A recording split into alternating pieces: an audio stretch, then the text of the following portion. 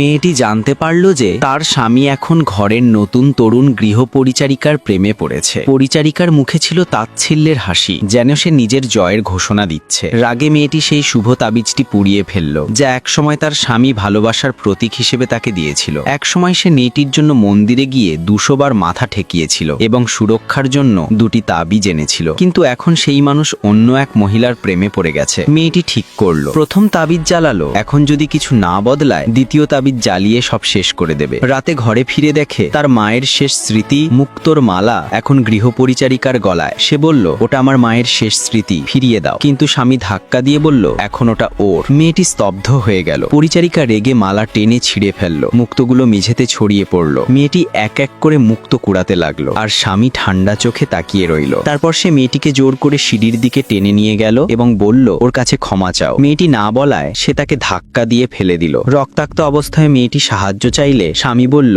এটাই পরিচারিকাকে কষ্ট দেওয়ার শাস্তি। তাকে হাসপাতালে নেওয়া হলো। স্বামী কোনো খোঁজ নিল না। মেয়েটির একমাত্র চিন্তা ছিল মুক্তোর মালা। সে জিজ্ঞেস করল, সব মুক্তো কি পেয়েছ? কিন্তু স্বামীর মন তখনও সেই পরিচারিকার দিকেই। হাসপাতালে মেয়েটি ডাক্তারের কাছে সাহায্য চাইল। ডাক্তার যা দেখেছিল তাতে সে মেয়েটিকে সাহায্য করার প্রতিশ্রুতি দিল। বাড়ি ফিরে মেয়েটি আবার স্বামীকে মুক্তোর কথা জিজ্ঞেস করলো। সে ঠান্ডা গলায় বলল, ওগুলো আমি ডাস্টবিনে ফেলে দিয়েছি। মেয়েটি দৌড়ে কচুরিপানার মতো আবর্জনার স্তূপে গেল। সারা রাত ধরে প্রতিটি ব্যাগ খুঁজে অবশেষে ভোরে সব মুক্তো খুঁজে পেল। যখন সে বাড়ি ফিরল, দেখলো তার স্বামী পরিচারিকার সঙ্গে বিছানায়। সে দ্বিতীয় তাবিজটিও জ্বালিয়ে ফেলল। এবার আর ফিরে তাকাবে না। সেই রাতেই স্বামীটাকে দুধের গ্লাস দিল। মেয়েটি বুঝে গেল তাতে কিছু মিশানো আছে, কিন্তু সন্দেহ না জাগানোর জন্য সে সেটি খেয়ে ফেলল। কিছুক্ষণের মধ্যেই তাকে জরুরি বিভাগে ভর্তি করা হলো। স্বামী এক নার্সকে $1 মিলিয়ন ঘুষ দিল এবং বলল, ওকে অচেতন রেখো, তবে জীবিত, যতদিন না আমি ওই মেয়েটি থেকে ক্লান্ত হচ্ছি। কিন্তু ডক্টর সব বুঝে ফেলেছিল। এবার শুরু হলো মেয়েটি আর ডাক্তারের প্রতিশোধের খেলা।